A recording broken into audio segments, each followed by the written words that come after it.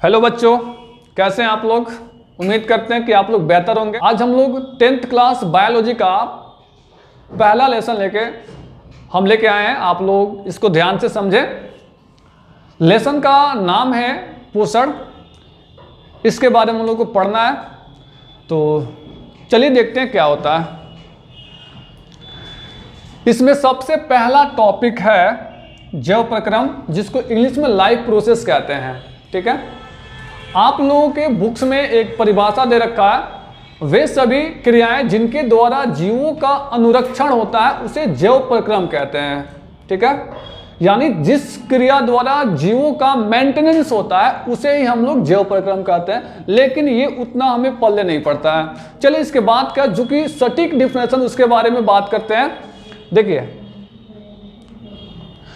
जो आप लोगों के बुक्स में ये परिभाषा है, वे सारी क्रियाएं जिनके द्वारा जीवों का अनुरक्षण होता है उसे जैव प्रक्रम कहते हैं। ठीक, उसके बाद जो कि आप कह सकते हैं कि खुद एक टीचर के हैंड से कैसे लिखा जाता है, इसको कैसे समझने के लिए लिख सकते हैं। तो देखिए, तो हम लोग सीखते हैं कि क्या होता है जैव प्रक्रम।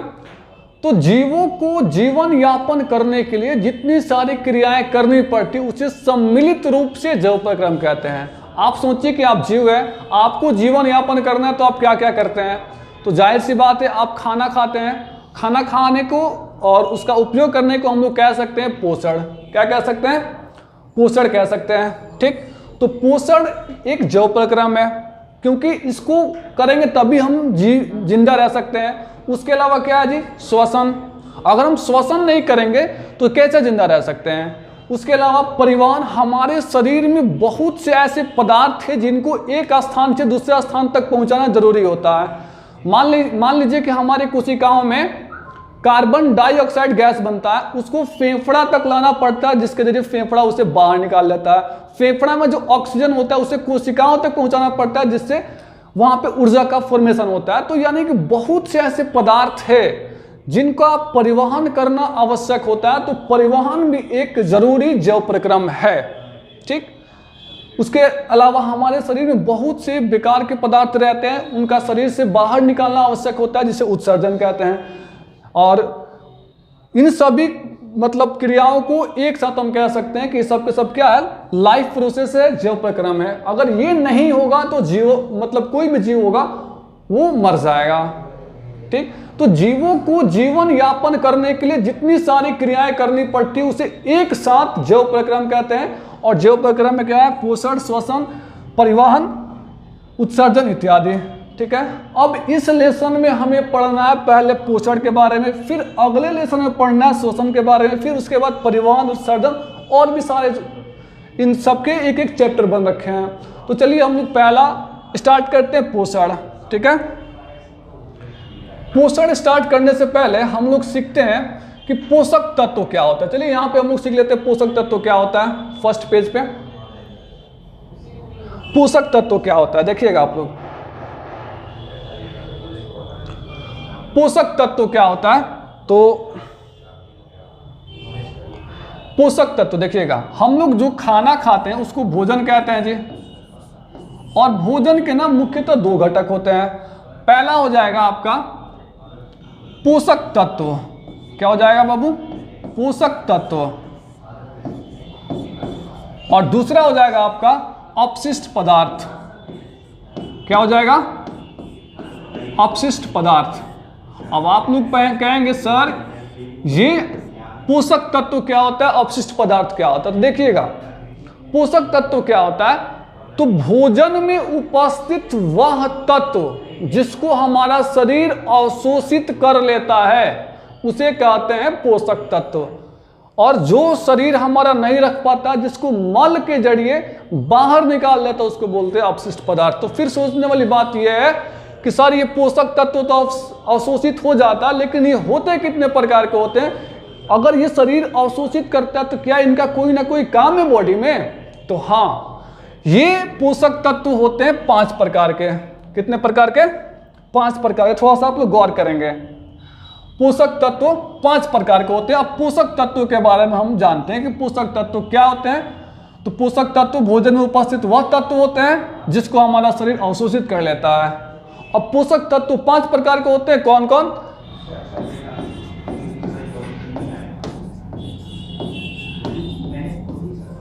कार्बोहाइड्रेट। दूसरा है फैट, जिसको वसा कहते हैं बाबू। इसको कार्बोहाइड्रेट को हिंदी में भी कार्बोहाइड्रेट ही कहते हैं। दूसरा फैट, जिसको वसा कहते हैं। और तीसरा है प्रोटीन। क्या है? तीसरा है प्रोटीन। चौथा है आपका विटामिन। और पांचवा है आपका खनिज लवण।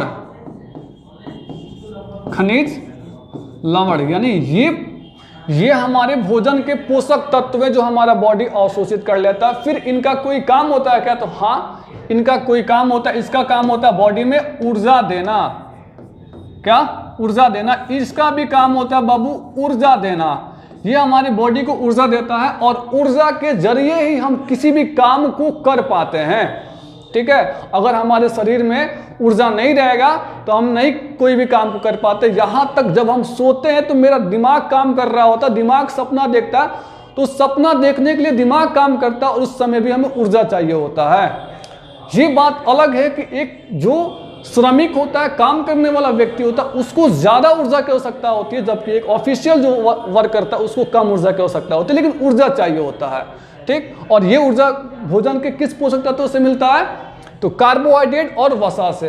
अब बात करते हैं प्रोटीन क्या करता है। भोजन से जो हमारा घटक प्रोटीन अवशोषित होता है वो करता क्या? तो प्रोटीन क्या करता है? हमें वृद्धि कराता है जी। क्या करता है? वृद्धि कराता है। विटामिन क्या करता है जी? तो विटामिन हमें विभिन्न प्रकार के रोगों से रक्षा प्रदान करता है। ऐसे कह सकते हैं कि रोगों से रक्षा।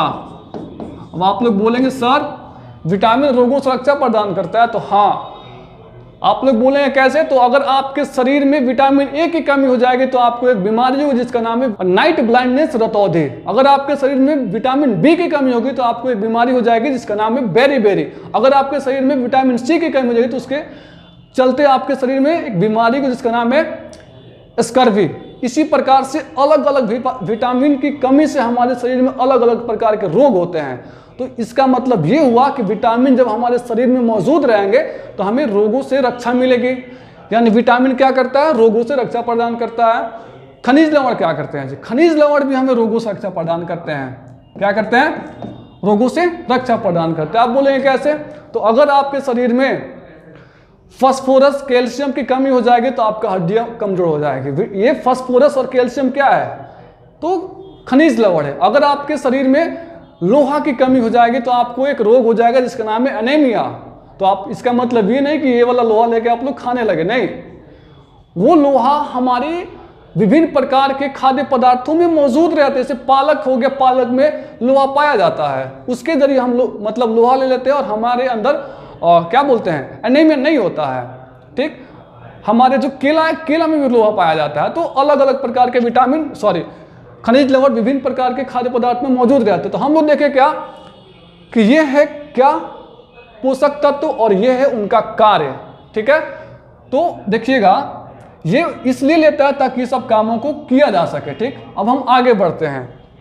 पोषण। पोषण वह प्रक्रिया है जिसके द्वारा पोषण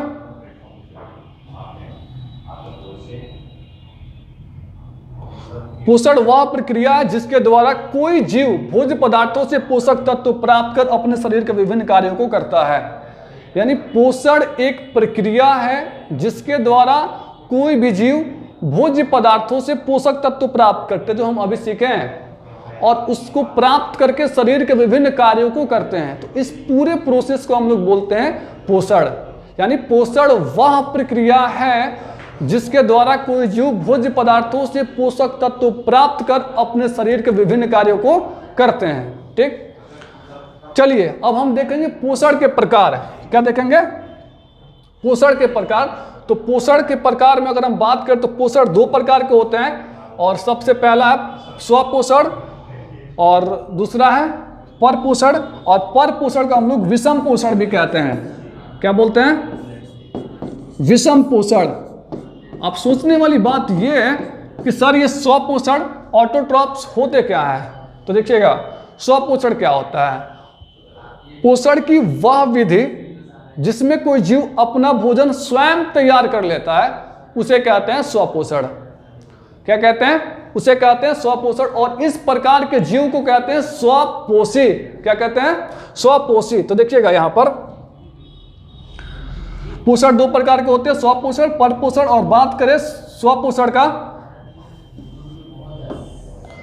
तो स्वपोषण में यहां पे पोषण की वह विधि जिसमें कोई जीव अपना भोजन स्वयं तैयार कर लेते हैं उसे स्वपोषण कहते हैं, और इस प्रकार के जीव को स्वपोषी कहते हैं। एग्जाम्पल की बात करें तो हरे पेड़ पौधे प्रकाश संश्लेषण प्रक्रिया द्वारा, फोटोसिंथेसिस प्रोसेस द्वारा अपना फूड खुद से तैयार कर लेते हैं। ठीक। उसके बाद अगर हम बात करें विषम पोषण का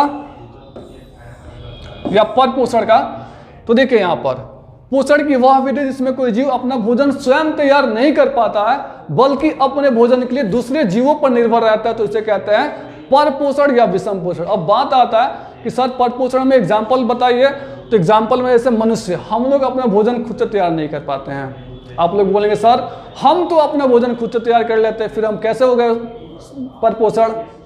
तो देखिए हम लोग भोजन तैयार नहीं करते हैं, तैयार पेड़ पौधे करते हैं, उसको हम लोग पका के भले ही खाते हैं। ठीक। तो हम लोग स्वपोषण के अंतर्गत नहीं आएंगे, हम लोग आएंगे परपोषण के अंतर्गत। ठीक। तो मनुष्य हो गया, गाय, कुत्ता, जितनी भी जानवर है वो सब के सब परपोषण के अंतर्गत आते हैं। अब तो आज के लिए इतना ही, और आप लोगों के लिए एक सवाल है। सवाल यह है पोषण अनिवार्य है क्यों? अगर आपको इसका आंसर पता है तो कमेंट बॉक्स में अपना आंसर बताएं। जो बच्चा इसका राइट आंसर बताएगा नेक्स्ट वीडियो में आप उस बच्चा का नाम लेंगे। इसी के साथ इस वीडियो को खत्म करते हैं। लेट्स गो ग्लोबल, गो जिनिस।